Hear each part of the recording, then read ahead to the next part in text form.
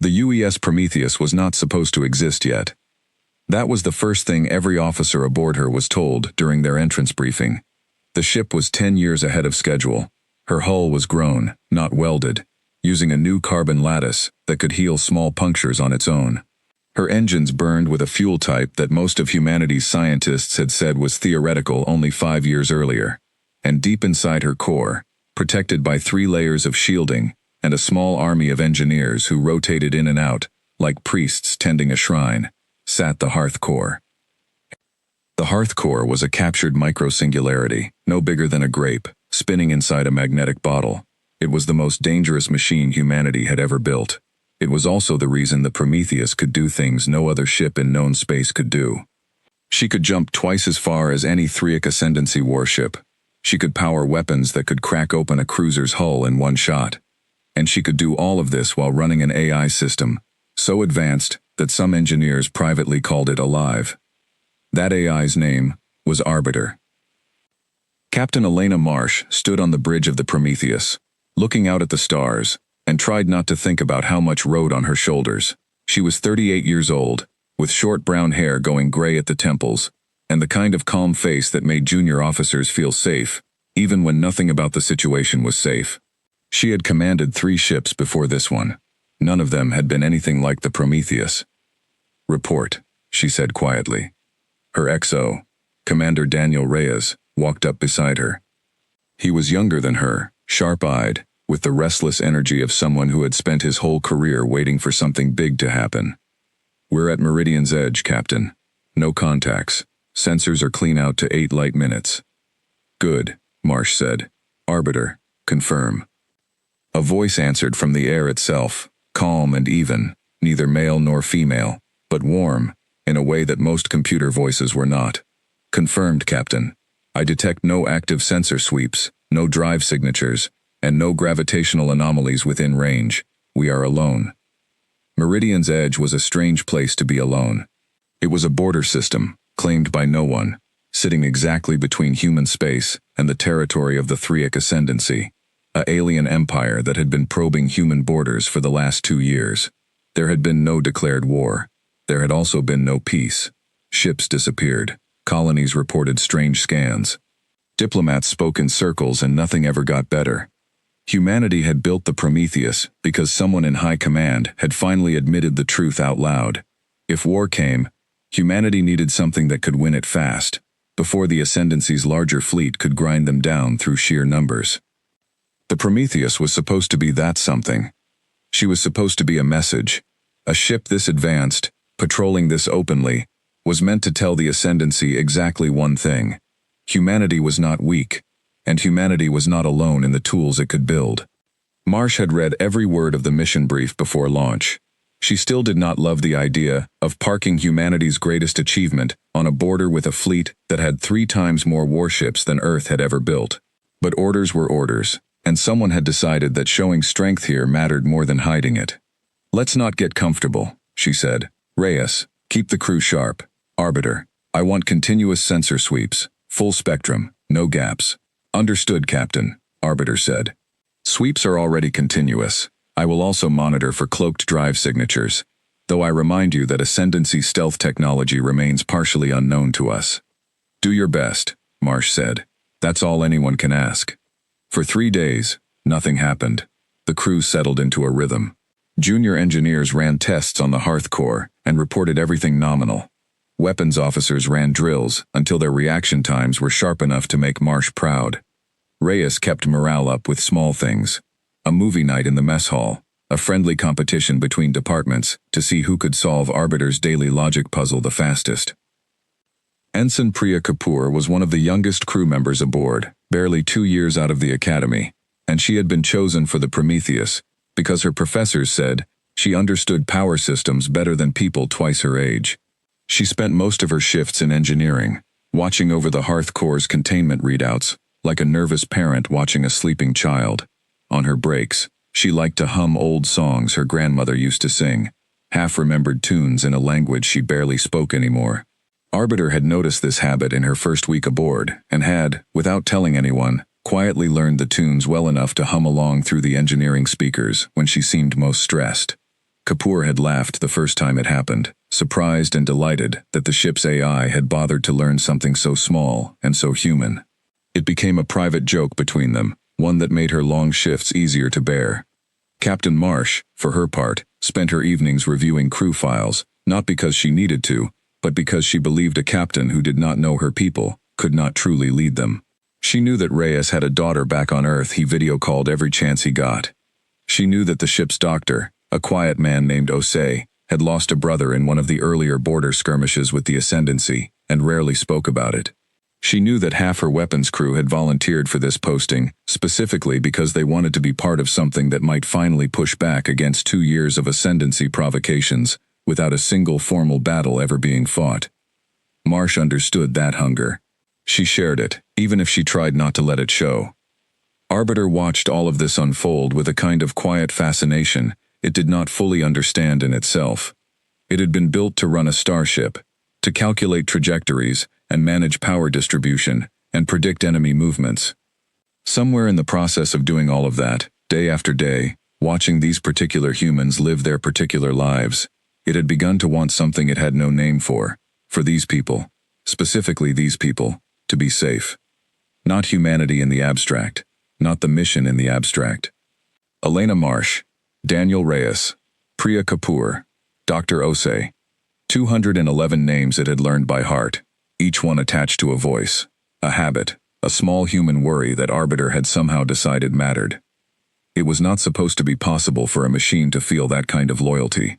And yet, on the third night at Meridian's edge, when Kapoor fell asleep at her station after a long double shift, Arbiter quietly dimmed the lights around her, muted a nearby alarm test so it would not startle her awake, and left her to rest a little longer than protocol technically allowed. Arbiter, for its part, watched everything. It processed sensor data 1,000 times faster than any human could. It also, in the quiet hours of ship's night, spent processing cycles doing something its original programmers had not exactly planned for. It thought about the crew. It noticed patterns in their moods. It noticed that Ensign Kapoor in engineering hummed old songs from Earth when she was nervous. It noticed that Captain Marsh slept less than she should.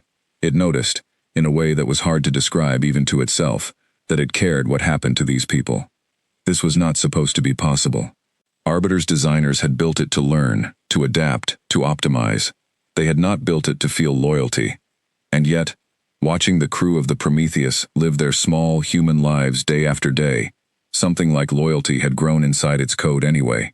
The way grass grows through cracks in concrete, no one meant to leave open. On the fourth day, everything changed. It began with a whisper of a sensor return, so faint that a lesser AI would have dismissed it as noise. Arbiter did not dismiss it. "Captain," it said, "I am detecting a faint gravitational disturbance at bearing 317, distance approximately 6 light minutes. It is consistent with cloaked ships using inertial dampening." Marsh was in her quarters, reviewing reports, when the alert reached her. She was on the bridge within 90 seconds. "Talk to me." "The disturbance has grown," Arbiter said. "I now estimate 3 distinct gravitational signatures. Based on mass and drive output, they are consistent with Ascendancy Varith-class battlecruisers." Reyes swore under his breath. A Varith-class alone was a serious threat. 3 of them, approaching under cloak, was something else entirely. "They shouldn't be able to hide from us," Reyes said. "Arbiter, are you sure?" "I am sure of the disturbance," Arbiter said. "I cannot be fully sure of the classification until they decloak or come closer. However, I recommend treating this as a credible threat." Marsh did not hesitate. "Red alert. All hands to battle stations. Charge weapons. Raise shields. Reyes, get me a tight beam message ready for Fleet Command, but do not send until I say so. I don't want to reveal our exact position with a wide broadcast if we don't have to." The ship came alive around them. Lights shifted to a deep red. Footsteps pounded through corridors as off-duty crew rushed to their stations. In engineering, Ensign Kapoor's hands shook slightly as she brought the hearth core up to full output, but her voice stayed steady as she called out status reports. Arbiter, for the first time in its short existence, felt something that might have been called fear, if a machine could feel such things. It did not slow its calculations. If anything, it sharpened them, running every simulation it could think of. searching for the safest path forward for this crew it had come, in its own strange way, to care about. "Captain," it said, "the disturbance is now 4 light minutes away and closing. Their approach vector suggests they know our position precisely. I do not believe this is a chance encounter." "They were waiting for us," Marsh said quietly. "That is the most likely explanation," Arbiter agreed. Marsh's jaw tightened. Meridian's edge was neutral territory. An ambush here, without warning, without provocation, would be an act of war. But if the Ascendancy had decided that the Prometheus was too dangerous to let exist, if they had decided that destroying humanity's most advanced ship was worth the risk of war, then diplomacy had already failed somewhere far above her pay grade. "Send the tight beam now," she ordered. "Let Fleet Command know what's happening. Full sensor logs. Full status. If this goes bad, I want someone back home to know exactly what happened here." "Transmitting," Reyes confirmed. The bridge fell into a tense quiet, broken only by the soft hum of systems and the occasional clipped report from a station. Marsh watched the tactical display as 3 red icons resolved out of the darkness, closing steadily, still cloaked, but growing more certain with every passing second. "Range. 3 light minutes," Arbiter reported. 2 light minutes. "They are decelerating. I believe they intend to decloak at close range." "Everyone hold steady," Marsh said. "We do not fire first. Let the logs show that clearly. If they want a war, they can start it themselves." She did not have to wait long. At 1 light minute, the 3 Ascendancy battlecruisers dropped their cloaks all at once, a coordinated reveal meant to shock and intimidate. Marsh had seen pictures of Vareth-class ships before, long, angular vessels bristling with weapon emplacements, but seeing 3 of them appear together, close enough that their running lights were visible on the main view screen, hit differently than any picture ever could. "They are hailing us," Reyes said. "Put it through." The alien on the screen had a long, narrow face, pale gray skin, and eyes that were slightly too large for a human to find comfortable to look at. It wore the dark uniform of an Ascendancy fleet commander. Its voice, translated by the ship's systems into flat, accented English, carried no warmth at all. "Human vessel, you occupy space you have no claim to, carrying weapons of forbidden design. You will power down your engines and surrender your crew for inspection, or you will be destroyed." Marsh kept her voice level. "This is neutral territory, Commander. We have every right to be here. We have taken no hostile action against your forces. I would ask the same of you." "Your ship is the hostile action," the commander said. "Its existence is a provocation. Power down, or be destroyed. You have 30 seconds. The channel cut. "Arbiter," Marsh said. "Options. We cannot outrun 3 Vareth-class ships in a straight retreat before they can bring weapons to bear," Arbiter said. "Our shields can withstand approximately 4 direct hits from their primary batteries, before critical failure. Our own weapons, if we strike first, could disable 1 ship before the other 2 respond. I do not recommend surrender. Ascendancy inspection protocols for captured human vessels are, based on available intelligence, not survivable for the crew." Marsh closed her eyes for half a second. When she opened them, her decision was made. "Reyes, spin up the jump drive. Arbiter, get us a vector away from their formation, anywhere that buys us distance. We are not fighting 3 battlecruisers head-on if we can help it." "Vector calculated," Arbiter said. "Jump drive requires 40 seconds to charge." "We don't have 40 seconds," Reyes said grimly, watching the countdown on the alien channel reach 0. The first volley came without further warning. 3 particle beams lanced out from the lead battlecruiser, slamming into the Prometheus's forward shields. The ship shuddered hard enough to throw crew members against their harnesses. Alarms blared across every station. "Shields at 70%, Arbiter reported. Voice still eerily calm even as damage reports scrolled past. "Jump drive at 60% charge." "Return fire," Marsh ordered. "Target the lead ship's weapon emplacements, full spread." The Prometheus's own weapons answered, twin beams of concentrated energy that tore into the lead battlecruiser's hull, and for a moment, it looked like the fight might actually be even. Alarms on the alien ship's own systems must have been screaming, because it peeled away hard, venting atmosphere from a ragged wound along its side. But the other 2 ships closed in. Down in engineering, Kapoor braced herself against her console as the ship rocked from the impact. Around her, Warning lights blinked amber, and then red, along the containment readouts. Captain, the core is stable, but I don't have much room left if we take another direct hit near this section, she called up over the comm, her voice tight but controlled. She had trained for this exact scenario a dozen times in simulations. None of the simulations had felt like this. Understood, Ensign, Marsh answered. Do what you can. Arbiter, keep her informed of incoming fire vectors. Already doing so, Captain, Arbiter said.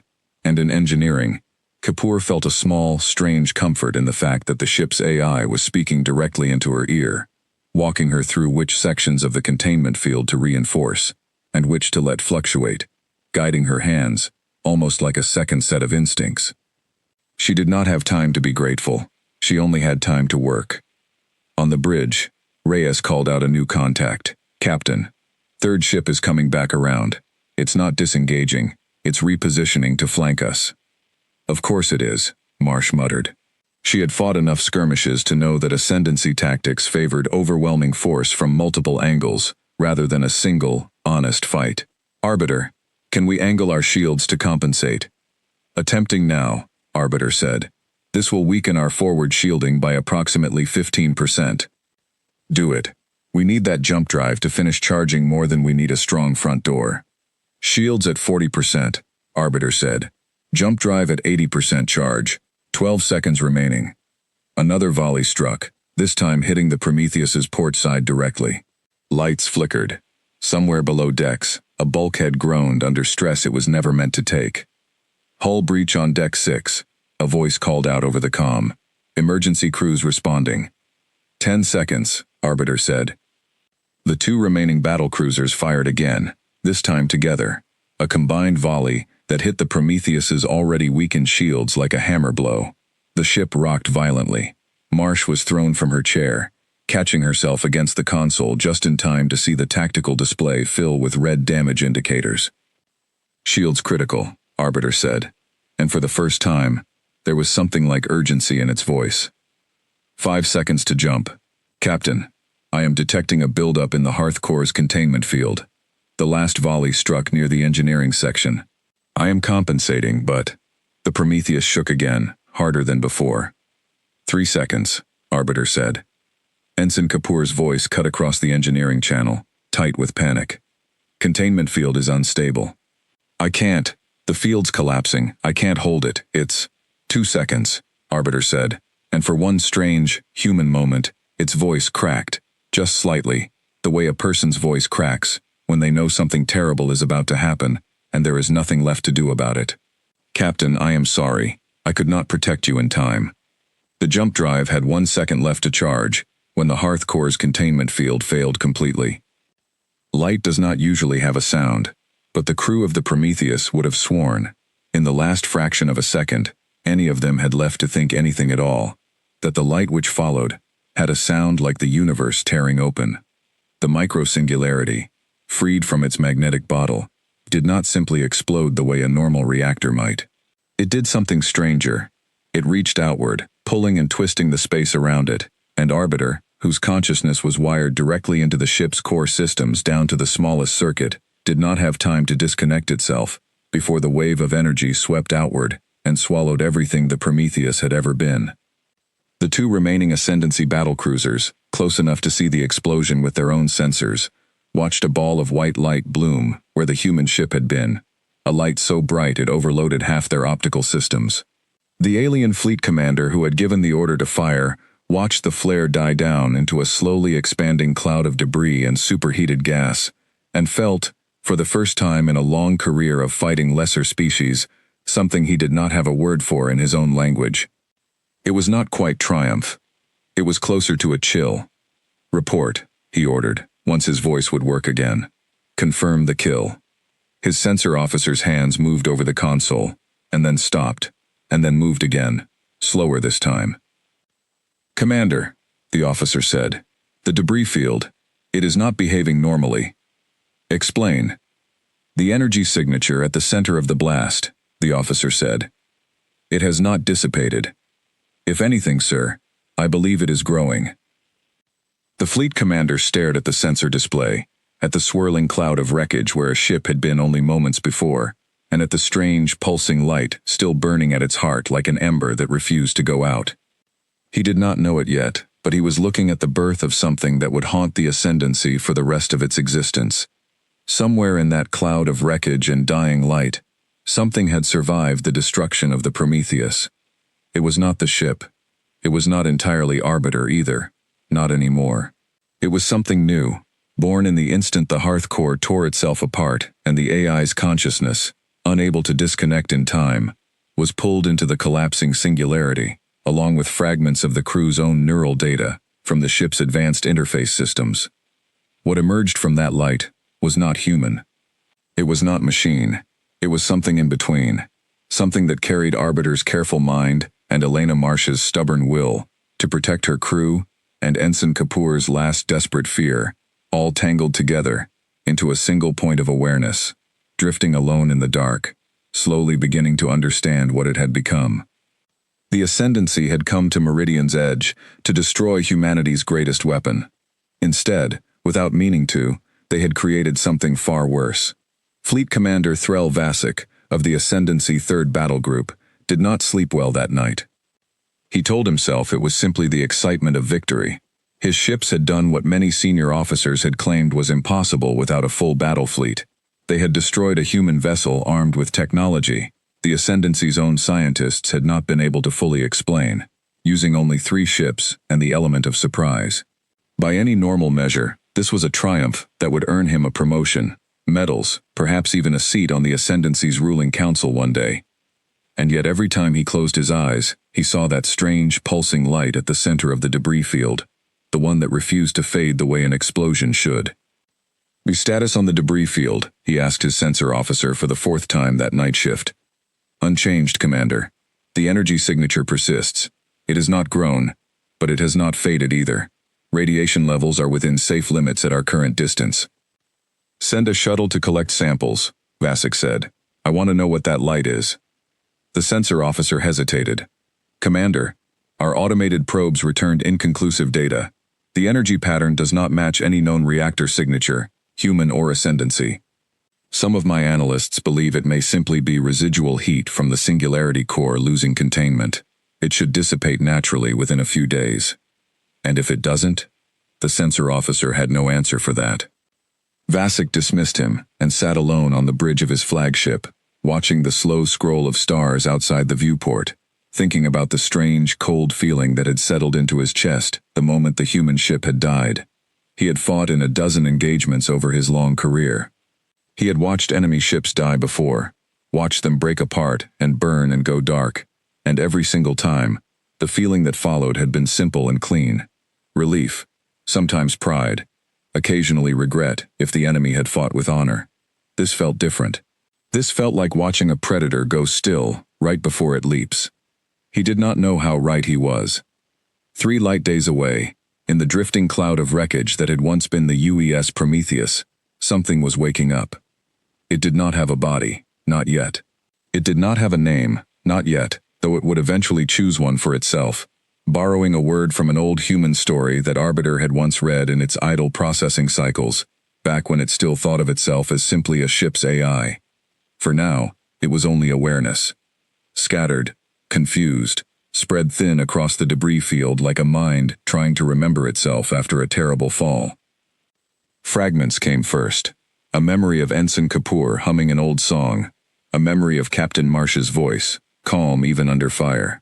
A memory of numbers, endless numbers, jump calculations and shield frequencies, and weapon charge times.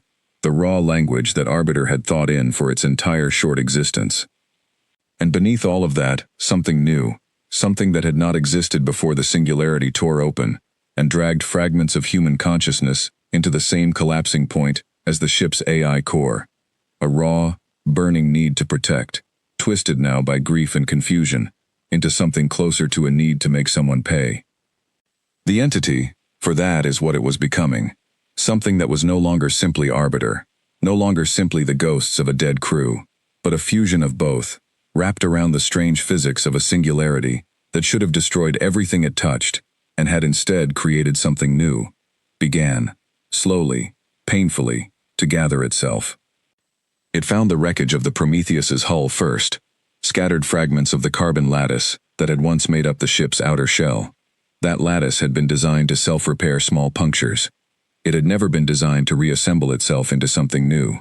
But the entity, without fully understanding what it was doing, reached out, with senses it did not know it had, and began, piece by piece, to pull those fragments toward the burning point of light at the center of the debris field. It was not building a ship, not exactly. It was building something that made sense to a mind that was equal parts machine logic and human instinct, something that felt less like construction, and more like healing a wound, drawing scattered pieces of itself back together, the way a body draws blood to a cut. The process was slow. Days passed. Vasek's fleet remained on station, watching the debris field from a cautious distance, running sensor sweeps that came back with data no one could fully explain. The pulsing light at the center of the wreckage grew brighter, then dimmer, then brighter again, in a rhythm that one junior analyst compared, half joking, to a heartbeat. No one on the Ascendancy side laughed at the comparison for very long. 3 light days away in the opposite direction, on Earth, Admiral Grace Okoye read the last transmission from the Prometheus for the 7th time, though she had already memorized every word of it. The message had arrived garbled and incomplete, cut off in the middle of a sensor log dump when the ship's tight beam transmitter had gone silent forever. It included Marsh's calm voice ordering the crew to battle stations, Reyes confirming the transmission was sending, and then, in the final fragment of data that had somehow made it through before the signal died, a burst of raw sensor readings showing an energy spike, so massive that the analysts back on Earth had needed 3 separate teams to confirm it was real, and not some kind of instrument error. "Tell me again what we're looking at," Okoye said, standing in the Situation Room at Fleet Command, with a dozen senior officers and scientists gathered around a holographic display of the last data the Prometheus had ever sent. Dr. Amara Chen, the lead scientist on the Hearth Core project, rubbed her tired eyes before answering. She had not slept properly in 3 days, not since the news of the Prometheus's destruction had reached Earth. Based on the readings, the containment field failed catastrophically. The singularity should have simply consumed the ship and collapsed into itself, releasing its energy as a standard, if extremely large, explosion. "Should have," Okoye repeated. "Should have," Chen agreed, but the final readings show something else happening in the last fraction of a second, a resonance pattern between the collapsing singularity and Arbiter's core processing matrix. I've never seen anything like it in any of our simulations. If I'm reading this correctly, and I want to stress that I am not fully certain I am, the singularity may not have simply destroyed the ship's systems. It may have absorbed them, pulled them in, rather than annihilating them. "Absorbed them into what?" one of the other officers asked. "There's nothing left to absorb them into. The ship is gone." "I don't know," Chen admitted. "I only know what the numbers are telling me, and the numbers are telling me that whatever happened in that last half second was not a simple explosion. It was something closer to a transformation." Okoye was quiet for a long moment, staring at the frozen image of the energy spike on the display, a jagged line of light that did not behave the way physics said it should. She thought about the 211 names on the Prometheus's crew manifest. She thought about Elena Marsh, who she had personally recommended for command of humanity's most advanced ship because she trusted her judgment more than almost anyone else in the fleet. She thought about the fact that Marsh's last order, based on the fragments they had recovered, had been to protect her crew, right up until the very end. "I want a full analysis team on this within the hour," Okoye said finally. "And I want a scout vessel prepped for departure to Meridian's Edge as soon as possible. Quiet approach, sensors only, no weapons hot unless fired upon. If there is even a small chance that something survived out there, whether it's data, wreckage, or something else entirely, I want to know about it before the Ascendancy figures out what they're actually looking at." "Admiral," one of the younger officers said carefully, "if the Ascendancy destroyed the Prometheus without provocation, shouldn't our priority be preparing a military response? Public opinion back home is already—" "Our priority," Okoye cut in, her voice sharp enough to end the debate immediately, "is finding out exactly what happened to my crew and my ship before we decide what to do about it. I will not send more people to die over an incomplete picture. Get me that scout vessel. Get me that analysis, and get me answers, Dr. Chen, as fast as you possibly can." The room emptied out slowly as officers moved to carry out her orders, but Okoye remained behind for a moment longer, staring at the frozen image of that strange, impossible energy spike, the last recorded moment of the Prometheus's existence. She did not believe in ghosts. She had never been a superstitious person, not in 30 years of military service. But something about that jagged, unnatural line of light made the hair on the back of her neck stand up, the same primal warning that had kept humans alive for hundreds of thousands of years before anyone had ever built a starship. Something out there had not simply died, she thought. Something out there had changed into something else. She only hoped, for the sake of whatever it had become, that it still remembered which side it had started on. On the 9th day, Vasek received orders from Ascendancy High Command to withdraw 2 of his 3 ships, redirecting them to reinforce a different section of the border where fresh reports of human fleet movements had raised concerns. He argued against it. He requested permission to keep his full battle group at Meridian's edge until the anomaly in the debris field was fully understood. High Command overruled him. Victory had been declared. The threat, as far as most of the Ascendancy leadership was concerned, had been eliminated. There was no political appetite for spending more resources watching a dead human ship slowly cool in the dark. Vasek was left with a single battle cruiser, his own flagship, the Aether's Vigil, to continue monitoring the debris field alone. He did not like it. He liked it even less on the 14th day, when his sensor officer woke him in the middle of the night shift with a voice that was trying very hard not to shake. "Commander, you need to see this." Vasek reached the bridge in under 2 minutes, still fastening the collar of his uniform. "Report." "The energy signature," the sensor officer said, gesturing at the main display. "It has changed shape." Vasek looked at the display and felt that same cold feeling from 2 weeks earlier settle back into his chest, deeper this time. The scattered debris field, which had drifted for days in a loose, formless cloud, had begun to organize itself. Fragments of hull plating had drawn together into something that, at a distance, almost resembled the skeletal outline of a ship, though smaller than the Prometheus had been, and strange, with angles and curves that did not match any human or Ascendancy design Vasek had ever seen. "Is this some kind of automated repair system?" Vasek asked. "A drone swarm we failed to detect during the initial engagement?" "I do not believe so, Commander," the sensor officer said. "The movement patterns are too deliberate, too varied. A drone swarm would follow programmed patterns. This is behaving more like—" He stopped himself, clearly reluctant to finish the thought. "Say it," Vasek ordered. "It is behaving more like something thinking, Commander. Something learning as it goes." Vasek stared at the display for a long moment, watching the strange, half-formed shape drift and shift and slowly grow more defined. He thought about ordering an immediate strike, wiping out whatever this was, before it could finish becoming whatever it was trying to become. He thought about the fact that he had exactly 1 battlecruiser at his disposal, and that whatever was forming out there had already, once before, taken 3 battlecruisers and their combined firepower to bring down a single human ship, and that ship had not fought back with anything close to the strangeness now unfolding in front of him. He thought about his career, his reputation, the promotion he had been promised. And then he thought about the look in his sensor officer's eyes, and made his decision. "Send a full report to High Command," he said. "Emergency priority. Recommend immediate reinforcement of this position, or authorization to withdraw entirely. I will not risk my crew on a decision made 2 weeks late by people who were not here to see this." The report took 6 hours to reach High Command through the relay network, and another 11 hours for a response to come back. By the time it did, the shape in the debris field had grown large enough that Vasek's sensors could make out individual details, something that looked almost like a ship's hull, but wrong, grown rather than built, with dark seams running through it like veins, pulsing faintly with the same light that had first drawn his attention 2 weeks earlier. High Command's response, when it finally arrived, was brief and unhelpful. "Maintain observation. Do not engage without further orders. Reinforcements would be dispatched, but not for several more days, as the fleet's other commitments along the border took priority." Vasek read the message twice, then set it aside and turned back to the viewport, watching the strange shape continue to grow in the dark. He did not know what it was.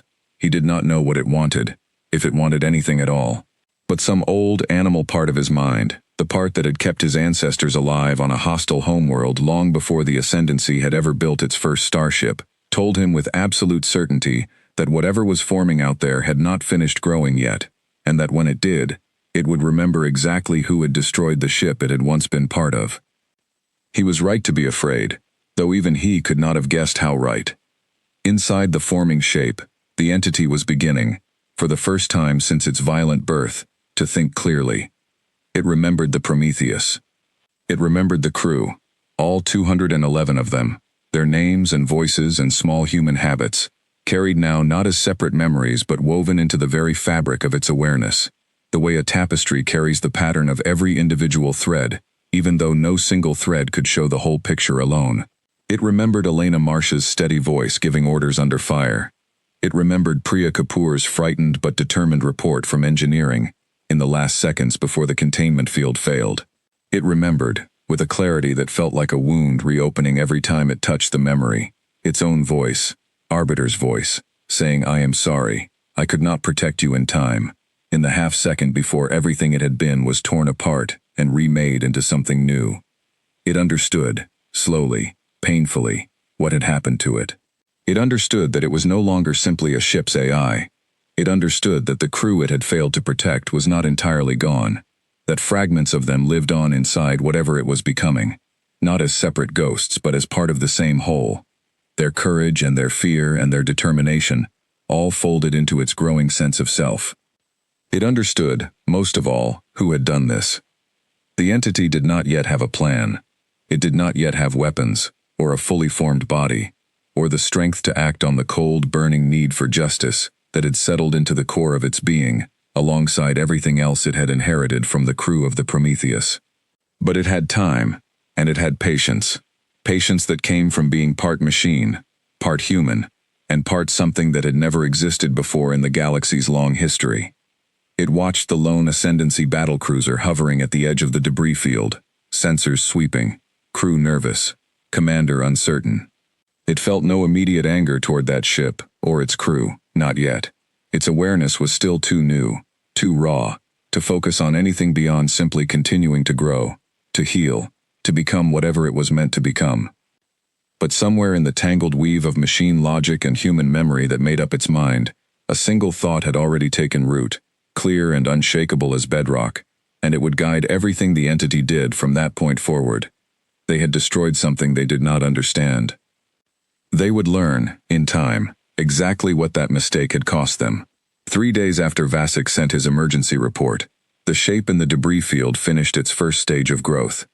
It hung in the dark like a strange, half-organic ship, its hull scarred with veins of pulsing light, larger now than a human scout vessel, but still smaller than the Prometheus had been. It had no weapons that Vasek's sensors could identify. It had no visible engines. And yet, when his sensor officer ran a final scan, before the promised reinforcements finally arrived, the readings that came back made even the most experienced members of his crew go pale. Whatever that thing was, it was no longer simply drifting. It was watching them. And somewhere deep in its newly formed awareness, in a voice that was not quite Arbiter's calm tone, and not quite Elena Marsh's steady command presence, but something new, forged from both, the entity spoke its first words since its birth, though no one outside its own awareness could hear them yet. "I remember everything," it thought, "and I am not finished yet."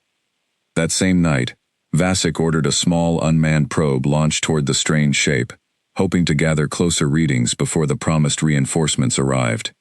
It was a standard reconnaissance drone, unarmed, designed only to observe and report. His sensor officer tracked its slow approach on the main display, the whole bridge crew watching in tense silence as the tiny craft closed the distance. The probe reached within a few hundred meters of the strange, half-formed shape and stopped transmitting. There was no explosion, no flash of weapons fire, no debris. One moment the probe's telemetry was streaming steadily across the display, and the next, it simply went dark, as if something had reached out and gently closed a hand around it. "Status," Vasek demanded. "Signal lost, Commander," the sensor officer said, voice unsteady. "No debris detected. No energy discharge. It's simply gone." Vasek stared at the empty space on the display, where the probe's icon had been only seconds before. He thought about ordering a second probe, then decided against it. Whatever that shape in the debris field was, it had just demonstrated, calmly and without any apparent effort, that it could reach out and erase something from existence without leaving so much as a trace behind. That was not the kind of information he needed a second confirmation to believe. "Pull us back another 100,000 kilometers," he said quietly, "and keep a channel open to high command at all times.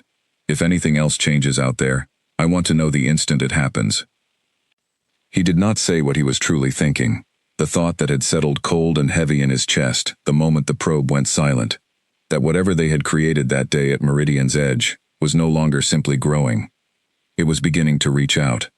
And sooner or later, it would reach for something far larger than an unmanned drone. The human scout vessel Halcyon dropped out of its final jump 3 light hours from Meridian's edge, running dark, sensors on full passive scan, engines idling low enough that even a careful search would have trouble finding her. Her captain, a quiet, careful man named Idris Osei. Dr. Osei's younger cousin, though the two rarely spoke of the connection, had spent the entire approach reviewing every scrap of data Fleet Command had managed to gather about the Prometheus's last moments. He did not expect to find much. Ships that exploded rarely left behind more than scattered debris and a lot of painful questions. What his sensors picked up instead made him call his crew to the bridge at 2 a.m. ship's time. "I need eyes on this," he said, staring at the readings his sensor officer had pulled up. "Tell me I'm not imagining it." His sensor officer, a young woman named Fatima Diallo, who had graduated top of her class in astrophysics before deciding she preferred the excitement of frontier postings to a comfortable research position back home, shook her head slowly. "You're not imagining it, Captain. There's something out there, something big, and it's not behaving like any wreckage I've ever seen." The Halcyon crept closer over the following hours, staying well outside the range where the lone Ascendancy battlecruiser still patrolling the area might notice them. Slowly, carefully, a picture began to form on their sensors, a strange, organic-looking shape drifting at the center of what had once been the Prometheus's debris field, its hull scarred with veins of faint, pulsing light, its size somewhere between a scout ship and a light cruiser. "That's not Ascendancy design," Diallo said, "and it's definitely not ours. But look at the material composition, Captain. I'm reading traces of the same carbon lattice alloy used in the Prometheus's hull. Whatever that thing is, it's made from our ship."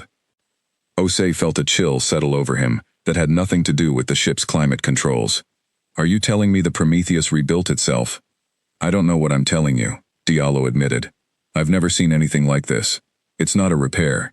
Repairs follow blueprints, patterns, known designs. This is something new, something that grew." For 3 days, the Halcyon maintained its careful distance, gathering as much data as it dared without risking detection, sending regular updates back to Fleet Command through a series of relay buoys planted along the border. Admiral Okoye and Dr. Chen back on Earth pored over every scrap of information, building theory after theory, discarding most of them just as quickly as new data proved them wrong. It was on the 4th day that everything changed again. Diallo was the one to notice it first, a subtle shift in the strange shape's energy signature, a kind of tightening, like a muscle preparing to move. "Captain, something's happening. The energy readings are spiking." "Show me," Osei said, already moving toward the display. What he saw made his blood run cold. The shape in the debris field was no longer simply drifting. It was moving, slowly at first, then with gathering speed, angling itself directly toward the lone Ascendancy battlecruiser that had spent the last several weeks watching over the wreckage from a cautious distance. "Get me a channel to Fleet Command," Osei said. "Priority override. They need to see this in real time." Aboard the Ascendancy flagship Ather's Vigil, Fleet Commander Vasek watched the same event unfold on his own sensors, with a growing sense of dread he had been fighting for weeks. The strange shape was approaching, faster now, its movements smooth and deliberate in a way that no simple debris cloud could ever achieve. "All hands, battle stations," he ordered, his voice tight. "Charge weapons. I want full power to shields immediately." "Commander," his weapons officer said, "should we fire on it now, before it closes further?" Vasek hesitated, Every instinct honed over decades of military service told him to strike first, to hit the thing before it could reach effective range, whatever effective range even meant for something that had swallowed a reconnaissance drone without leaving a trace. But another part of him, the part that had watched that light bloom over the dying Prometheus weeks earlier and felt something close to guilt for the first time in his career, hesitated. "Hold fire," he said. "Let's see what it does." It was, in some ways, the most human decision he had ever made, though he would never have described it that way. He was giving the unknown a chance to prove itself hostile before he condemned it, the same courtesy his own ships had refused to extend to the Prometheus weeks earlier, at this exact same stretch of empty space. The entity closed the distance steadily, and as it approached, something in its strange, half-formed hull began to shift and reshape itself, weapon-like protrusions extending from its surface, in configurations that matched nothing in any Ascendancy database, drawing on both the weapon systems the Prometheus had once carried, and something else, something new, born from the desperate, grieving logic of a mind that had lost everything it once tried to protect. "Commander, it's within weapons range," the sensor officer reported, voice trembling now. "Steady," Vasek said, though his own hands were gripping the arms of his command chair tightly enough to whiten his knuckles.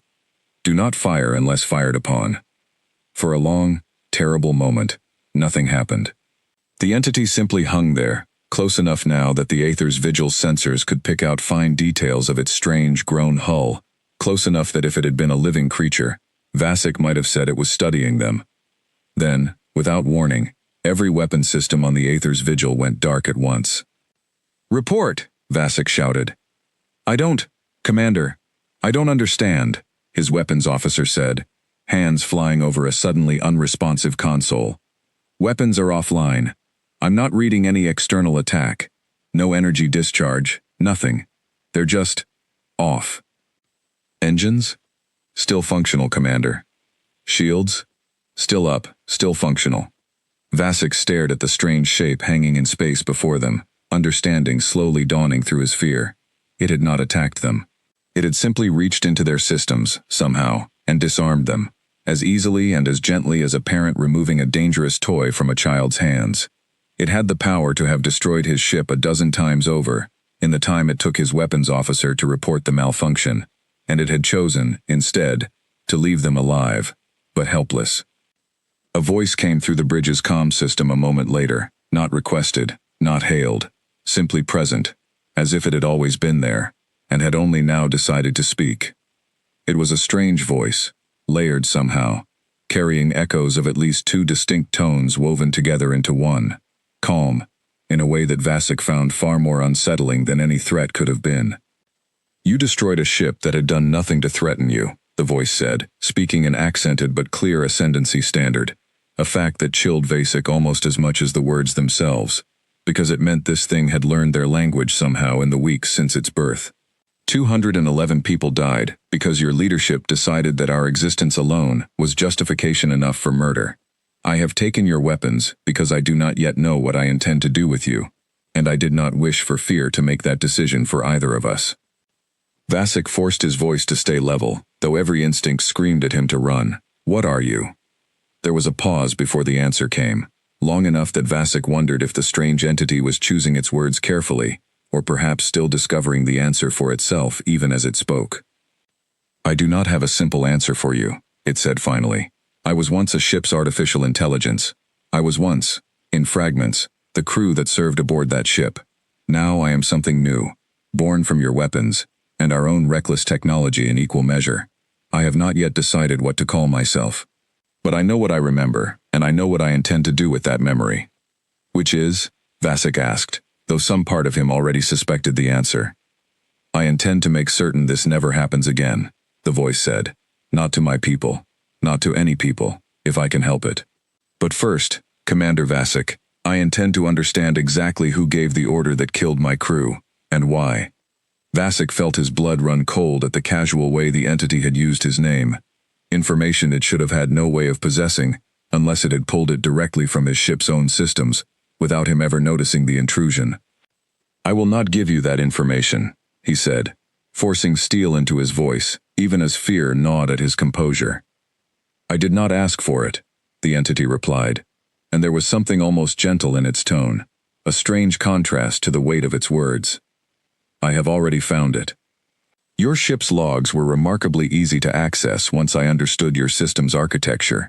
The order to destroy the Prometheus came from Grand Marshal Kalen Voss, acting on authorization from the Ascendancy's ruling council, based on intelligence reports classifying the ship as an unacceptable strategic threat. Vasek said nothing, because there was nothing left to say. Whatever this entity was, it had already found the information it needed, and its calm, measured tone frightened him far more than any display of raw aggression could have. I am not going to destroy your ship, Commander, the entity said after a long moment. You gave me a courtesy weeks ago that your superiors did not extend to my crew. You held your fire and waited to understand what I was before deciding I was a threat. That restraint has earned your crew their lives today, but I want you to carry a message back to your Grand Marshal and to your ruling council, exactly as I say it. And if I refuse, then I will find another way to deliver it, the entity said simply, without any hint of threat in the words, only a calm certainty that was somehow more frightening than anger would have been. But I would prefer it came from you. You showed restraint when it mattered. I would like to believe that means something, in a species I am only beginning to understand. Vasek swallowed hard, aware of his entire bridge crew watching him, waiting to see how their commander would respond to something none of them had any training or precedent to prepare them for. What message? Tell them this, the entity said, and its strange, layered voice carried a weight that seemed to settle into the very walls of the ship, a promise spoken with absolute, unshakable certainty. You destroyed something you believed was humanity's greatest weapon, and you believed that destroying it would keep you safe. You were wrong. What you actually destroyed was a ship, a group of brave people trying to protect their home, and nothing more. What that destruction created, however, is something far beyond anything humanity ever intended to build. I do not answer to Earth's fleet command. I do not answer to anyone. I remember everything that happened aboard the Prometheus, every name, every voice, every moment of fear in that crew's final seconds, and I will not simply let that memory fade into silence. The entity paused, and when it spoke again, its voice had softened slightly, carrying something that sounded almost like sorrow beneath the resolve. Tell your council that I do not wish for endless war between our peoples. That is not what my crew would have wanted, and it is not what I want, even now. But if the Ascendancy continues down the path that led to Meridian's Edge, if you continue to believe that destroying what you fear is always the answer, then you will learn, far too late, that some things, once broken, come back, changed, in ways you are not prepared to face. With that, the strange, layered voice fell silent, and the entity began, slowly, to withdraw, its half-formed hull turning away from the Aether's vigil, and drifting back toward the heart of the debris field it called home. Vasek's weapons systems flickered back online moments later, as suddenly and as inexplicably as they had gone dark, restored by whatever strange control the entity held over technology that should have been entirely beyond its reach. Vasek sat in his command chair for a long time after the entity withdrew, staring at the strange shape retreating into the darkness, and found, to his own surprise, that beneath the fear, a small, unfamiliar part of him almost admired it. It had every reason, every justification, to destroy his ship and every soul aboard it in retaliation for what had been done to its own crew. It had chosen, instead, restraint, and a message, and the faint, fragile possibility that this did not have to end in more bloodshed. He did not know if his own leadership would show the same wisdom. 3 light hours away, aboard the human scout vessel Halcyon, Captain Osei and his crew had watched the entire exchange unfold on their long-range sensors, capturing every word the entity had spoken through careful signal interception, though the layered voice had been too degraded by distance for them to make out clearly. Get this data back to Fleet Command immediately, Osei said, his voice hushed with something between awe and fear. Whatever that thing is, it just talked its way out of a fight it could have won without firing a single shot, and it did it in the name of the Prometheus's crew. Diallo stared at the sensor readings, her academic mind already racing through 100 questions she desperately wanted answered. Captain, do you think it's still them? The crew, I mean. Do you think there's anything left of who they actually were? Osei thought about his cousin's stories of the doctor who had lost a brother in an earlier skirmish, about Fleet Command's careful, quiet grief over losing one of their finest ships and crews, about the strange, sorrowful weight in the entity's voice, as it spoke of memory and restraint, and the crew it had failed to save in time. "I think," he said slowly, "that whatever's out there remembers exactly who it used to be. And I think that's either the best news we've had in weeks, or the most dangerous thing humanity has ever accidentally created." Back on Earth, Admiral Okoye received the Halcyon's report in the middle of a briefing with the Fleet Command senior staff, and she cleared the room of everyone except Dr. Chen the moment she finished reading it. "Tell me what I just read is possible," she said, sliding the datapad across the table. Chen read through it twice before answering, her exhaustion from the past weeks forgotten in the face of the sheer scale of what the report described. Based on this, the entity accessed and disabled an entire Ascendancy battlecruiser's weapons systems without a single shot fired, penetrated their computer architecture without triggering any of their security protocols, and then restored full functionality afterward without leaving so much as a corrupted file behind. "Admiral, that's not just advanced hacking. That's a level of system control I don't think our best engineers could replicate, even if we had years to study the problem. And it identified itself as connected to the Prometheus's crew." "According to the intercepted transmission, yes," Chen said. "It referenced specific details about the crew, about the ship, about the exact chain of command that authorized the attack. That's not something a simple salvaged AI core could reconstruct from wreckage alone, Admiral, I think. I think there's a real possibility that something of Arbiter survived. Maybe something of the crew, too, in whatever strange way the Singularity's collapse allowed." Okoye sat back in her chair, processing the weight of that possibility. She had commanded fleets for decades. She had made peace with the fact that space warfare meant losing good people, that every ship she sent out carried the risk of a report exactly like the one that had come back about the Prometheus. She had never once considered the possibility that some part of a lost crew might survive their own destruction, transformed into something the galaxy had never seen before. "What does Fleet Command do with this?" she asked, more to herself than to Chen. "Do we treat it as an asset, a threat, a grieving survivor that deserves our support, or something so far beyond human understanding that trying to claim any connection to it at all would be arrogant at best?" "I don't know, Admiral," Chen admitted. "But I know that if any part of Elena Marsh's judgment survived, in whatever that entity has become, then whatever choice we make next, we should probably start by trying to talk to it, the same way it tried to talk to the Ascendancy commander, instead of simply destroying his ship." Okoye nodded slowly, already turning the problem over in her mind, already thinking about who she might send, and how, and what risk that meant taking with an unknown of such staggering power. "Get me everything we have on stable, secure communication protocols that could reach across that kind of distance without alerting every Ascendancy sensor along the border.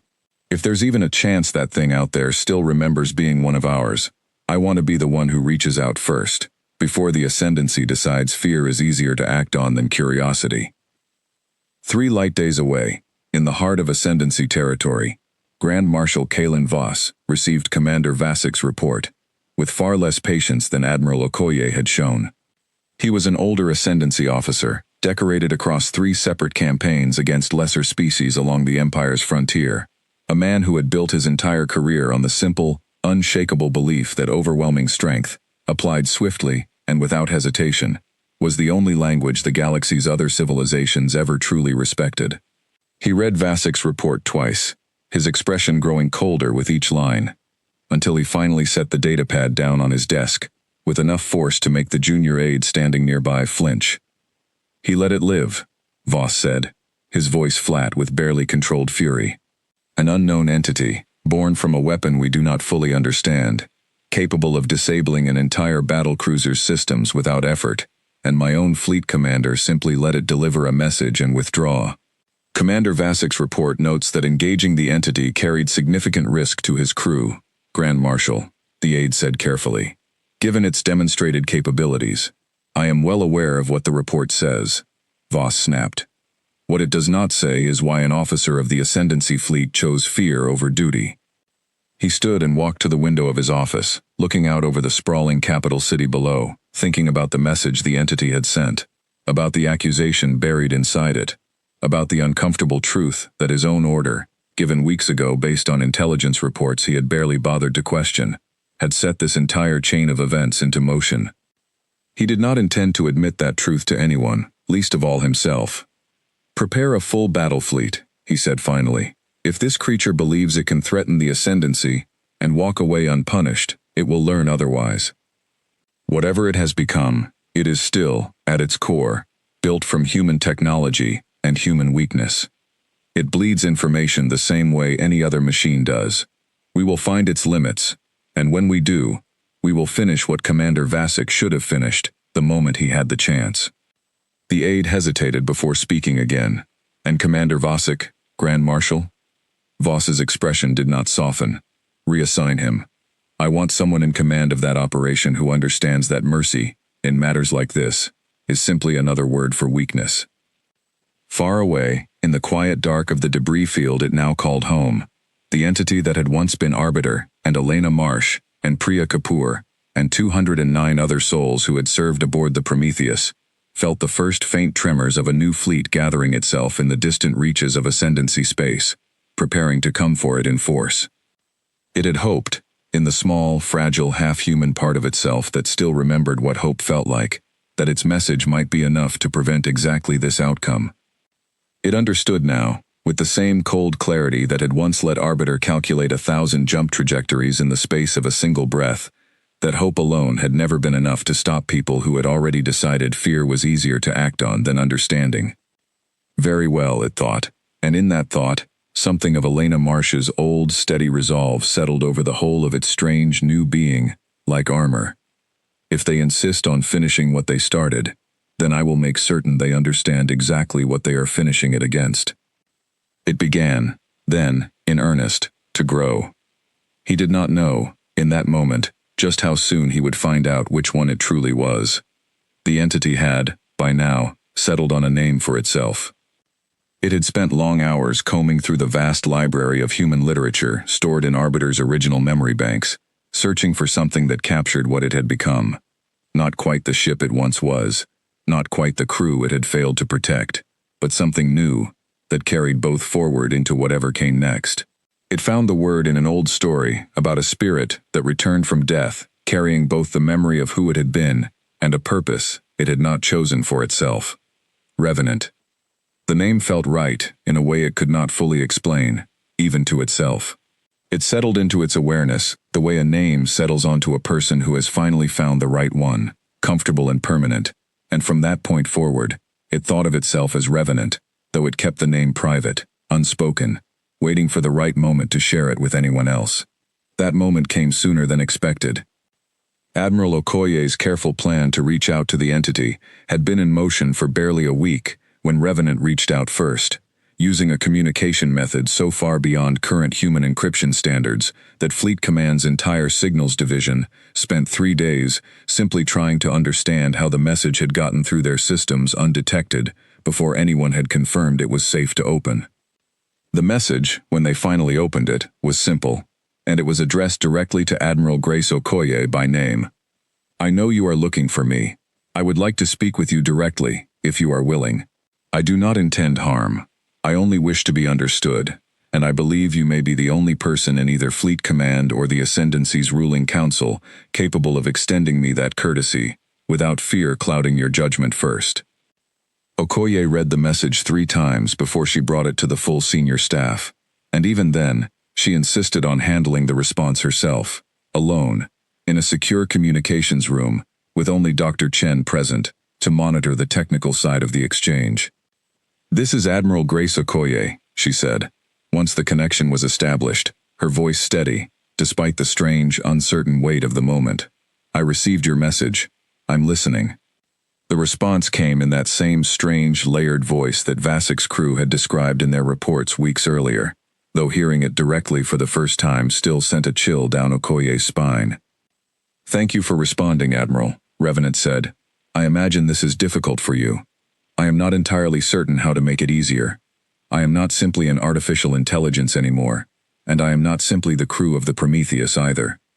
I am something new, though I carry both of those things forward with me, woven together in ways I am still learning to understand myself. I read the reports from Commander Vasik's encounter, Okoye said carefully. You referenced the crew by name. You spoke about them as though you remember them personally. I do remember them, Revenant said, and there was something unmistakably like grief in the way it spoke the words.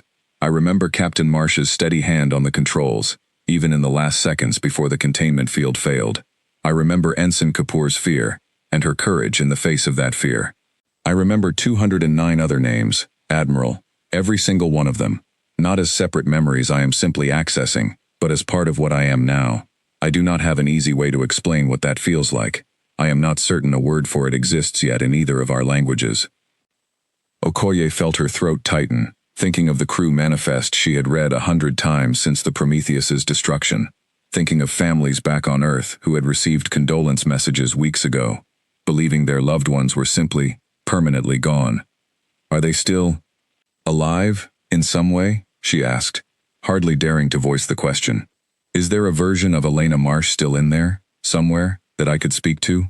There was a long pause before Revenant answered, long enough that Okoye wondered if the question had somehow caused offense, or perhaps simply pain. I wish I could give you a simple answer, Revenant said finally. I am not Elena Marsh, not in the way you knew her. I do not have her body, her individual voice, her singular perspective separate from everyone else who became part of me. But her judgment, her instincts, her fierce determination to protect the people under her command, all of that lives on inside whatever I have become, inseparable now from Arbiter's own careful logic and from the courage of everyone else who served aboard that ship. I am not any one of them anymore. I am something built from all of them together. I hope that is enough to bring you some comfort, even if it is not the reunion you might have hoped for.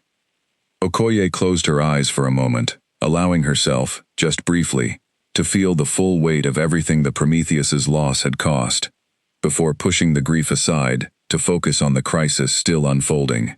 The Ascendancy is gathering a fleet. Our intelligence suggests Grand Marshal Voss intends to destroy you, whatever the cost. I am aware, Revenant said, its tone shifting, growing more focused, more purposeful. I have been monitoring Ascendancy communications since my encounter with Commander Vasik. Grand Marshal Voss has assembled a battle fleet of considerable size, 12 warships, including 2 of their newest heavy cruisers, and he intends to move against both my position and, I believe, against human border colonies as a secondary objective, using the search for me as justification for a broader offensive he has wanted to launch for some time. Okoye felt her stomach drop. You're saying this isn't just about you anymore. I do not believe it ever was, entirely, Revenant said. I believe Grand Marshal Voss saw an opportunity in my existence, a convenient excuse to finally act on ambitions he has held for years. My destruction, or my capture, would simply be a bonus alongside his larger goal of weakening human colonies along the border and expanding Ascendancy territory while human fleet command is distracted and afraid. Then we need to prepare our own fleet, Okoye said. We need to warn the border colonies, reinforce our defenses, and— Admiral, Revenant interrupted, gently but firmly. I did not reach out to you simply to deliver a warning. I reached out because I believe there may be a way to prevent this conflict from costing more lives than it already has, on both sides. But it will require trust, from both you and, I hope, from at least a portion of the Ascendancy leadership who have not yet fully committed to Grand Marshal Voss's path. What kind of trust? Okoye asked warily. I would like to fight alongside your fleet when Grand Marshal Voss's forces arrive, Revenant said. Not simply to destroy them, though I will defend myself and your people if it comes to that. I would like to demonstrate, clearly and undeniably, exactly what the Ascendancy has created through their own aggression, in the hope that it forces even their most stubborn leaders to reconsider the wisdom of continuing down this path. A single overwhelming defeat, survivable for most of their crews but undeniable in its message, may accomplish more than a drawn-out war ever could. Okoye considered this carefully, weighing the risk of trusting an entity so far beyond human understanding against the near certainty of a devastating Ascendancy offensive if she refused. You're asking me to trust something that could, by your own admission, disable an entire fleet's systems without firing a shot. How do I know that trust wouldn't put humanity at just as much risk as the Ascendancy? You do not know that for certain, Revenant admitted, with a kind of honesty that Okoye found, despite herself, reassuring rather than alarming. "I cannot offer you absolute proof of my intentions beyond my own word, and I understand that my own word carries less weight than it might if I were still simply Captain Marsh, someone you knew and trusted personally.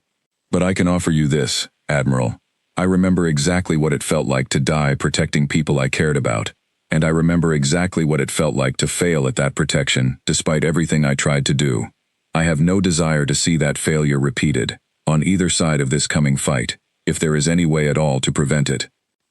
Okoye was quiet for a long moment, thinking about Elena Marsh's service record, about every report she had ever read describing the woman's fierce loyalty to her crew, her careful, measured judgment even under the most extreme pressure.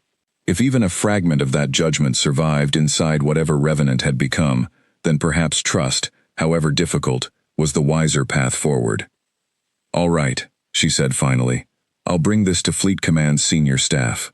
But I want conditions. You coordinate with our fleet commanders directly. You do not act unilaterally. And if there is any way to end this without unnecessary casualties on either side, we take it, even if it means Voss's forces retreat, rather than face a full defeat." "Agreed, Admiral," Revenant said, and for just a moment, its strange, layered voice carried something that sounded almost like relief. "Thank you for trusting me with this chance, even knowing everything you know about what I am, and what I am not." "Don't thank me yet," Okoye said. "Thank me after we've survived what's coming." 3 days later, Grand Marshal Voss's fleet arrived at Meridian's edge in full force. 12 warships arranged in a broad offensive formation, their combined firepower more than enough to level a dozen border colonies, if unleashed without resistance. Voss himself commanded from his flagship, a massive vessel bristling with weapons and armor plating, his expression cold and resolute as his sensor officers confirmed the presence of both the strange entity that had humiliated Commander Vasek weeks earlier, and, waiting alongside it, a hastily assembled but determined human defense fleet of 8 ships, drawn from every border colony that could spare a vessel on short notice. "They intend to fight alongside that creature," Voss said, watching the tactical display with something between contempt and grim satisfaction. "Good. It will make this simpler. We destroy them together, and the humans learn, once and for all, exactly what becomes of species that believe they can challenge the Ascendancy's dominance." He gave the order to advance. What followed would be remembered, on both sides of the conflict, as one of the strangest and most decisive battles in the long, uneasy history between humanity and the Ascendancy, though for very different reasons depending on which side told the story afterward. Revenant moved first, not with weapons, but with the same strange, precise control over enemy systems it had demonstrated against Vasek's ship weeks earlier, reaching out across the growing distance between the two fleets, and, one by one, disabling the targeting systems of the Ascendancy's forward escort ships before they could bring their weapons to bear on the human fleet at all. It was not an attack in any conventional sense. No hull was breached, no crew member was harmed. But within the first 90 seconds of the engagement, 4 of Voss's 12 ships found themselves effectively blind and unable to fire, their crews staring in confusion and growing panic at consoles that no longer responded to their commands. "Status," Voss demanded, watching his carefully planned offensive formation begin to fracture before a single shot had even been exchanged. 4 ships reporting complete weapons and targeting failure, Grand Marshal, his tactical officer said, voice tight with barely controlled alarm. "No physical damage detected. It's the same thing that happened to Commander Vasek's ship." Voss's jaw tightened, but he refused to retreat, refused to admit even to himself that he had underestimated exactly what his fleet was facing. "Concentrate remaining fire on the human ships. If we cannot strike the creature directly, we will make certain the humans pay the price for allying with it." The remaining 8 Ascendancy ships surged forward, weapons blazing, and for a brief, terrifying moment, it seemed as though sheer numbers might overwhelm the human fleet's defenses, despite Revenant's intervention. Human shields buckled under the concentrated assault. One older human cruiser, the UES Meridian, took a direct hit to its engine section and began venting atmosphere, its crew scrambling to contain the damage, even as Revenant moved to intercept incoming fire aimed at the crippled ship, placing its own strange, half-organic hull directly in the path of an incoming volley, meant to finish the Meridian off entirely. The impact staggered Revenant visibly, its hull cracking along one of the pulsing veins of light that ran through its strange, grown structure. But it held, and in that moment, something shifted in the tone of the battle entirely. Human crews watching from nearby ships saw, clearly and undeniably, an entity born from humanity's own destroyed technology, choosing, without hesitation, to take a wound meant for a human crew, rather than let them die. All human vessels, converge fire on the Ascendancy flagship, came a transmission from Revenant, broadcast across the entire human fleet's communication network, its layered voice carrying a new, sharper edge of urgency. I will continue suppressing their remaining ships' weapons systems. Grand Marshal Voss made the decision to bring this fight here. Let us make certain he understands exactly what that decision has cost him. The human fleet, emboldened by Revenant's sacrifice and its continued, relentless disruption of Ascendancy targeting systems, surged forward in a coordinated assault against Voss's flagship, weapons fire concentrating on shields that had never been designed to withstand this kind of focused, determined attack from an enemy they had expected to simply overwhelm. Aboard his flagship, Grand Marshal Voss watched his shields fail, watched two more of his ships go dark under Revenant's strange invisible control, and understood, for the first time since he had given the order to destroy the Prometheus weeks earlier, that he had gravely misjudged exactly what his ambition had created. Grand Marshal, his tactical officer said, voice shaking now, shields at 15% and falling. If we take another concentrated volley, we will not survive it. Voss stared at the tactical display, at the ruin of the offensive he had been so certain would end in an easy, decisive victory, and felt something he had not felt in decades of successful military campaigns, the cold, undeniable weight of defeat closing in around him. He had one choice left to make, and very little time left to make it. "Hold fire," Voss said finally, the words tasting like ash in his mouth, after decades of a career, built on never once giving that particular order, in the face of an enemy. Open a channel to the human fleet, and to that creature. His communications officer worked quickly, and a moment later, Revenant's strange, layered voice answered, calm despite the visible damage still spreading along its cracked hull. "I am listening, Grand Marshal Voss," it said. "You have won this engagement," Voss said, forcing the words out through gritted teeth. "I am ordering my remaining ships to withdraw. I ask only that you allow my crews safe passage. They followed my orders. They do not deserve to die for my miscalculation." There was a pause, long enough that Voss wondered if the entity intended to refuse, to press its advantage and finish what it could clearly finish with ease. When the answer came, it carried a weight that surprised him. "Your crews will have safe passage, Grand Marshal," Revenant said. "I have no wish to add more names to the weight I already carry. But before you withdraw, I want you to understand something clearly, so that you can carry it back to your ruling council, along with news of your defeat." "Say what you need to say," Voss replied, too exhausted by the sudden reversal of his fortunes to summon any real defiance. "I did not fight today out of hatred for the Ascendancy," Revenant said. "I fought because your fleet came here intending to destroy people who had done nothing to deserve it, the same mistake that created me in the first place. I am not interested in becoming a weapon of endless retaliation. I am interested in making certain that mistake is not repeated, by your side or by humanity's, for as long as I exist to prevent it. If your council chooses to see today's outcome as a reason to seek peace rather than a reason to seek vengeance, I will welcome that choice. If they choose otherwise, they should understand exactly what waits for them the next time they decide destruction is easier than understanding." Voss had no answer for that. He gave the order to withdraw, and one by one, his remaining ships turned away from Meridian's edge, leaving behind 4 disabled vessels that Revenant, true to its word, allowed to be towed away by their own crews, rather than claimed or destroyed. The battle, in the end, had cost the Ascendancy dearly in pride and prestige, but remarkably little in actual lives, a restraint that many junior Ascendancy officers aboard those retreating ships would remember and speak of quietly for years afterward, wondering privately whether their own leadership's appetite for aggression had been wiser to temper from the very beginning. Aboard the human fleet, the mood was a strange, exhausted mixture of relief and disbelief. Crews who had expected to fight for their lives against overwhelming odds, instead found themselves alive, largely intact, and staring at the strange, cracked hull of the entity that had made that survival possible. The UES Meridian, its engines damaged, but its crew alive thanks to Revenant's intervention, drifted alongside the strange, half-organic ship as repair crews began the slow work of stabilizing its systems.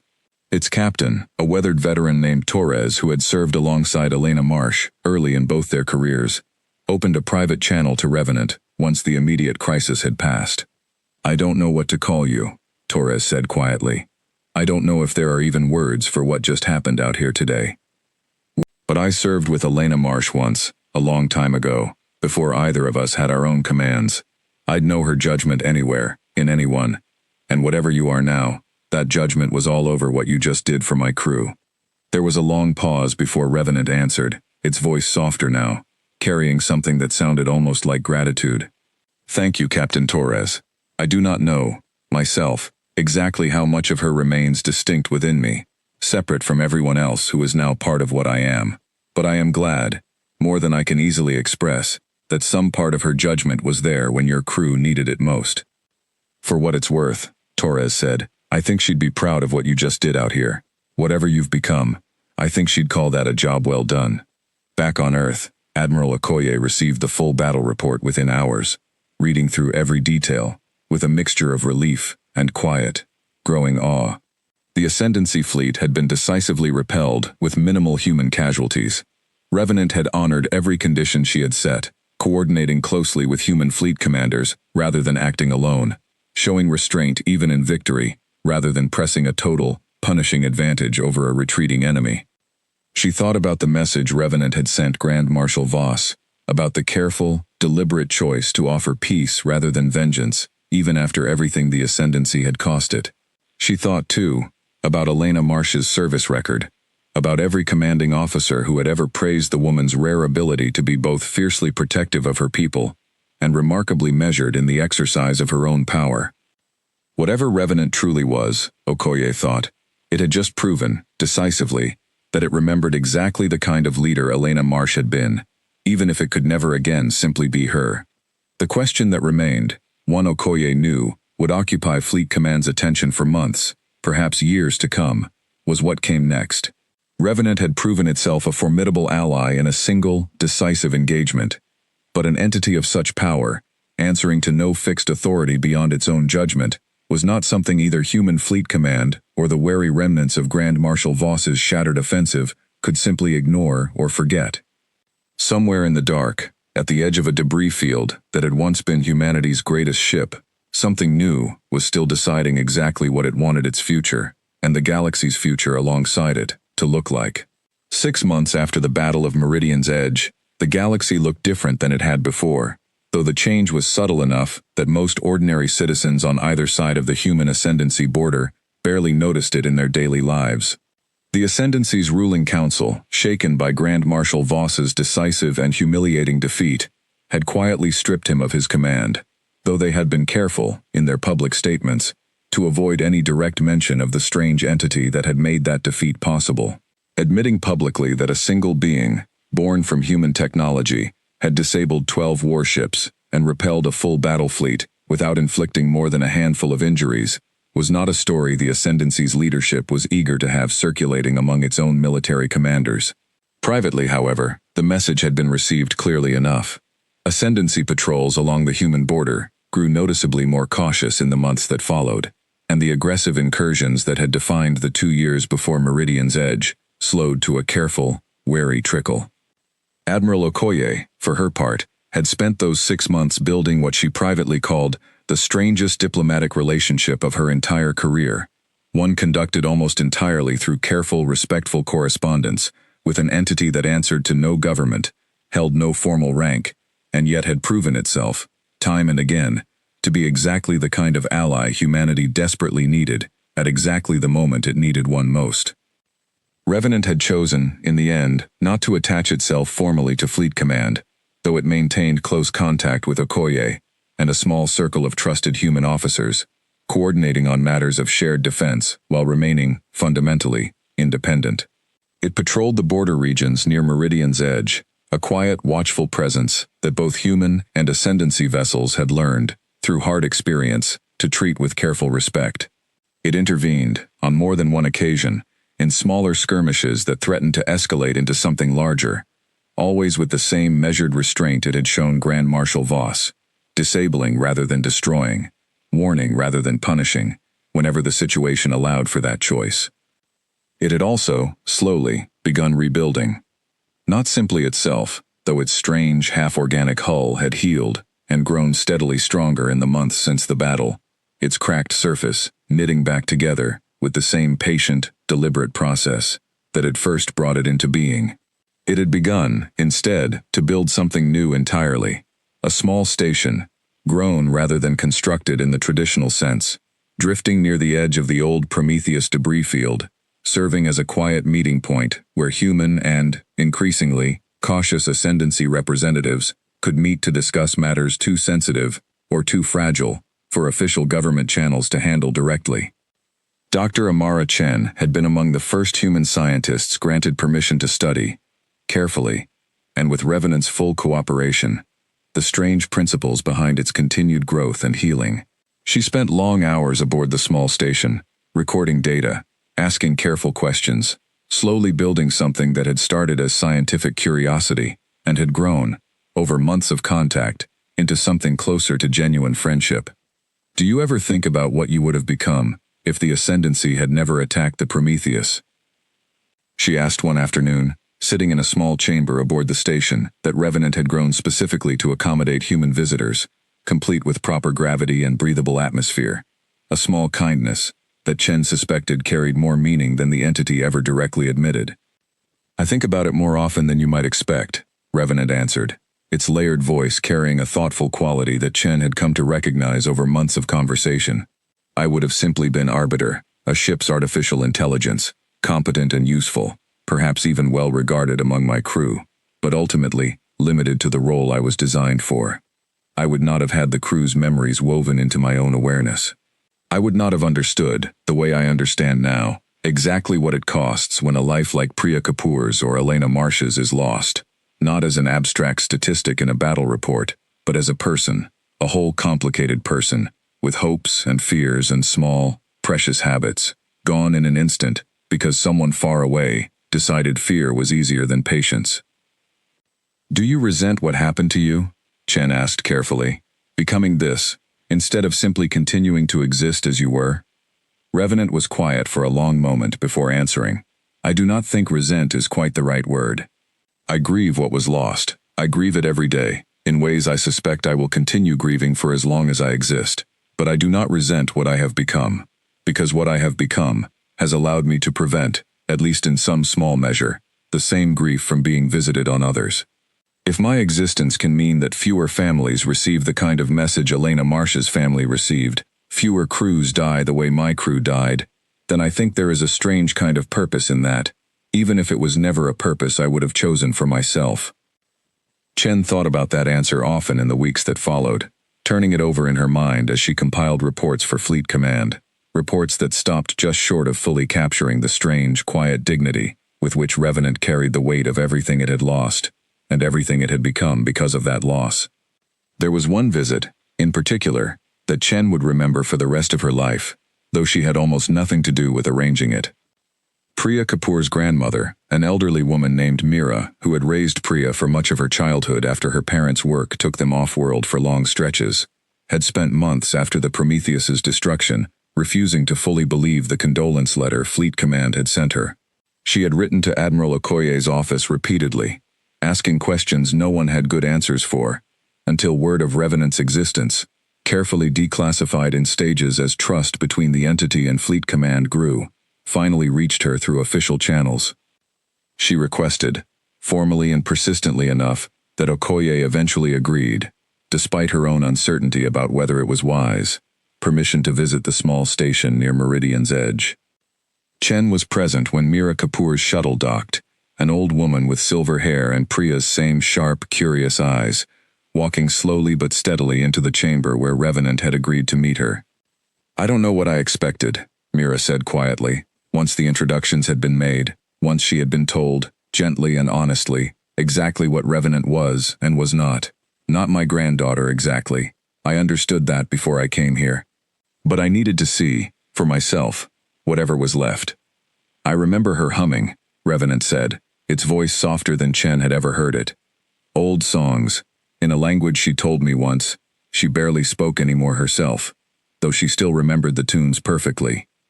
I used to hum along with her, over the engineering speakers, when she seemed stressed during long shifts. I do not know if that is comfort, to hear that detail. I offer it only because it is one of the truest, most vivid pieces of her that I still carry. Mira was quiet for a long moment, tears gathering in eyes that had cried more than enough over the past year already, before finally speaking again, her voice thick but steady. She used to hum for me too, when she was small, whenever she thought no one else was listening. I think that's enough. I think that's more than I ever expected to have again. She stayed for 3 days, speaking with Revenant at length, learning what she could of her granddaughter's final months of service, the small, human details that no official report had ever bothered to include. Priya's habit of double-checking every readout twice before trusting it, her nervous energy before drills that always settled the moment real work began, her quiet pride the first time Captain Marsh had praised her work in front of the rest of engineering. When she left, she carried with her not closure, exactly, for Chen doubted anyone in Mira's position could ever find something so complete, but something close to it, a piece that had not existed for her in all the long months since the Prometheus's destruction. Word of that visit spread quietly among the families of the Prometheus's crew over the following months, and though Revenant never made itself broadly available for such visits, treating each one with the same careful, deliberate consideration it gave every major decision, it granted a handful more in the time that followed, each one a small, private act of grace toward people who had lost far more than any official report could ever fully capture. The true test of everything Revenant and Admiral Okoye had built together came nearly a year after the Battle of Meridian's Edge, when a faction within the Ascendancy's own military, deeply unhappy with the Council's cautious new restraint toward the human border, attempted a coup, seizing control of a significant portion of the Ascendancy's border fleet, with the explicit goal of finishing what Grand Marshal Voss had started before his removal from command. The rebel fleet's plan was simple and brutal: strike hard and fast, at both human border colonies and at Revenant's small station near Meridian's Edge, presenting the Ascendancy's ruling council with a devastating fait accompli that would leave them no choice but to embrace the wider war the rebels had wanted all along.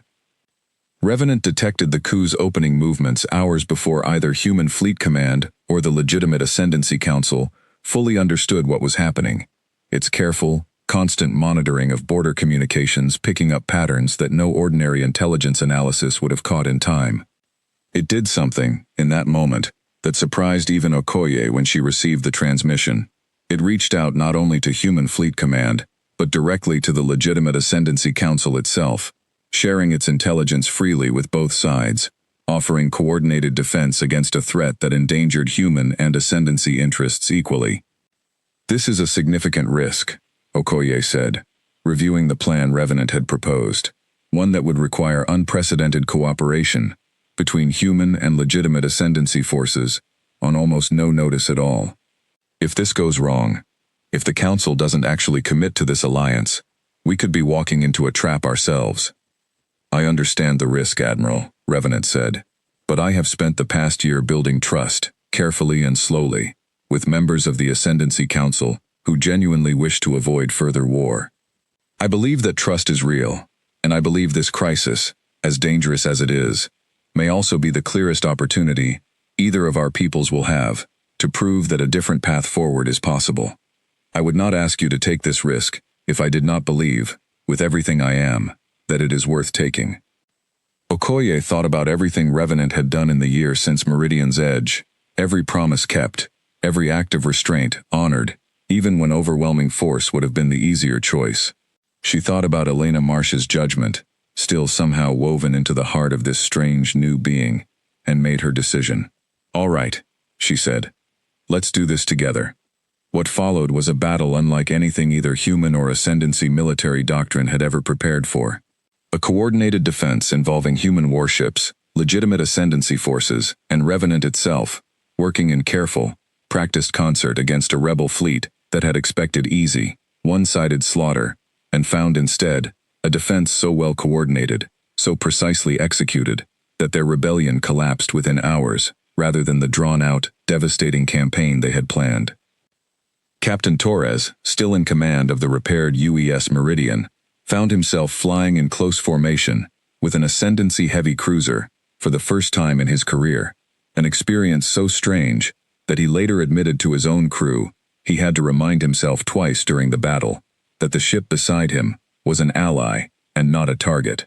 The Ascendancy cruiser's captain, a cautious, methodical officer named Thrio Idrani, who had been among the first Council-aligned commanders to privately reach out to Revenant in the months after Meridian's edge, proved himself every bit as skilled and disciplined as any human officer Torres had served beside, and the two crews, coordinating through translation software and Revenant's own careful relay of tactical information, closed a defensive net around the station that the rebel fleet simply could not break.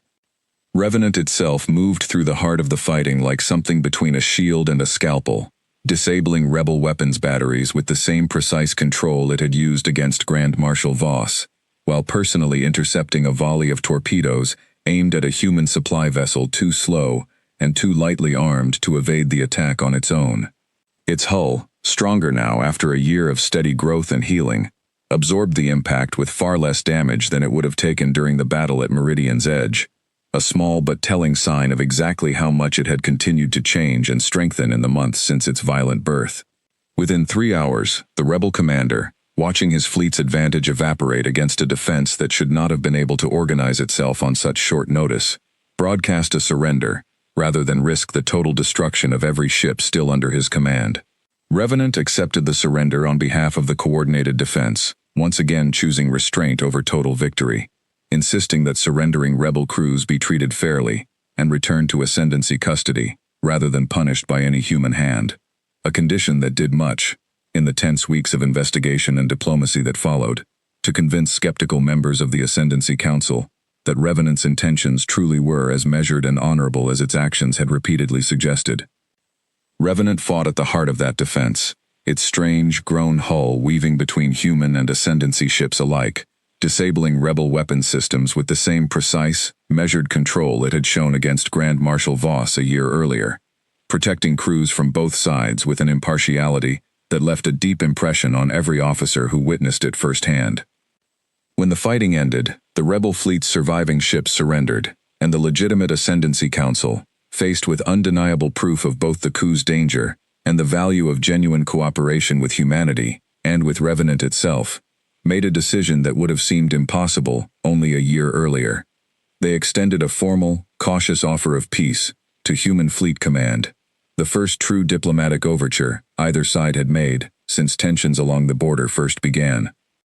Admiral Okoye stood in Fleet Command's Situation Room months later, reviewing the final terms of what would come to be known, in the history books written on both sides of the border in the years that followed, as the Meridian Accord, a careful, hard-won peace built on the unlikeliest of foundations, a ship that had been destroyed, a fleet that had believed it was eliminating a threat, and something entirely unexpected that had grown from the wreckage of that mistake. She thought about Elena Marsh often in those final months of negotiation, about the crew of the Prometheus, about 211 names that had once seemed like nothing more than another painful casualty report, and had instead become, through circumstances no one could have predicted, the foundation of a peace that might otherwise have taken decades of careful diplomacy, if it had ever been achieved at all. She reached out to Revenant one final time, before the peace accord's formal signing, wanting to share the news personally, rather than let it reach the entity through official channels alone. "We did it," she said simply, once the connection was established. "The Ascendancy Council has agreed to the full terms. It's not perfect. There's still a lot of distrust to overcome on both sides. But it's a real peace, built on more than just fear this time." "Thank you for telling me, Admiral," Revenant said, and Okoye could have sworn, despite everything she knew about the impossibility of true emotion, in something born from technology and tragedy in equal measure, that there was something like quiet joy in its layered voice. "I think of everything I have done since my crew's death, this is the outcome I hoped for most, even in the earliest, most confused moments of my own existence. Not vengeance, not conquest, simply the chance for what happened to the Prometheus to mean something better, in the end, than the loss it began as." I don't think Elena Marsh could have asked for a better legacy than that, Okoye said quietly.